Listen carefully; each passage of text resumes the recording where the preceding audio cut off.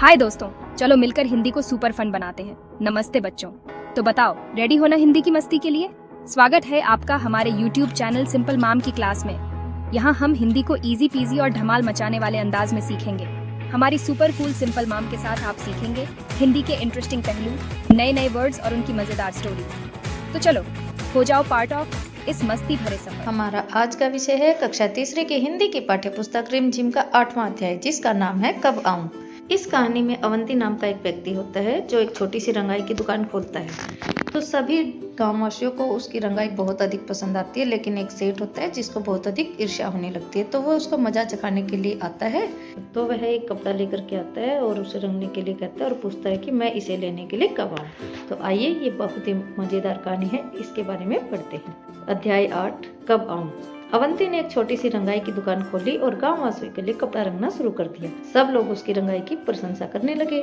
धीरे धीरे उसकी दुकान चलने के लिए मतलब बहुत अच्छी रंगाई करता था। अवंती की प्रशंसा सुनकर एक सेठ को बहुत ईर्ष्या महसूस होने लगी। जैसा कि मैंने आपको शुरू में बताया भी था, तो एक सेठ था जो बहुत अधिक ईर्ष्या करता था। उसे बहुत जलन महसूस होती थी कि सभी उसकी प्रशंसा करते हैं।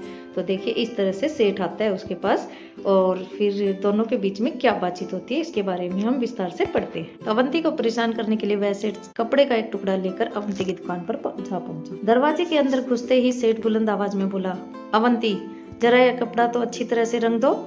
मैं देखना चाहता हूँ तुम्हारा हुनर कैसा है। तुम्हारी काफी तारीफ सुनी थी, इसलिए आया हूँ। मतलब वो आया इसलिए नहीं है, वह उसे मजा चखाने के लिए आया। मैं किसी न किसी तरह से इसकी बेइज्जती करूँ। अवंती, जरा यह कपड़ा तो अच्छी तरह से रंग दो। मैं देखना चाहता हूँ तुम्हारा हुनर कैसा है। मतलब तुम्हारे अंदर ऐसा क्या गुण है जो सभी प्रशंसा करते हैं। तुम्हारी काफी तारीफ सुनी थी, इसलिए आया। बेटा, क्या सच में सेठ इसीलिए आया था?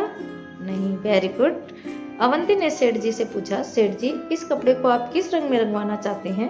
सेठ ने कहा, रंग के बारे में मेरी कोई खास पसंद तो है नहीं, पर मुझे हरा, पीला, सफेद, लाल, नारंगी, नीला, आसमानी, काला और बैंगनी रंग कतई अच्छे नहीं लगते। मतलब उसने क्या किया कि जितने भी रंग उसके पास थे सभी रंगों के नाम ले दिए कि मुझे ये सब रंग नहीं करवाने हैं। समझे कि नहीं? कहने का मतलब वो उसको परेशान करना चाहता था। अवंती ने जवाब दिया, समझ गया हूँ, अच्छी तरह समझ गया हूँ। मैं जरूर आपकी पसंद की रंगाई कर दूंगा।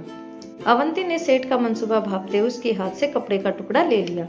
मंसूबा मतलब उसका इरादा भांप लिया कि हाँ, सेठ मुझे परेशान करना चाहता है। सेठ ने खुश होकर कहा, अच्छा तो इसे लेने में किस दिन आऊं?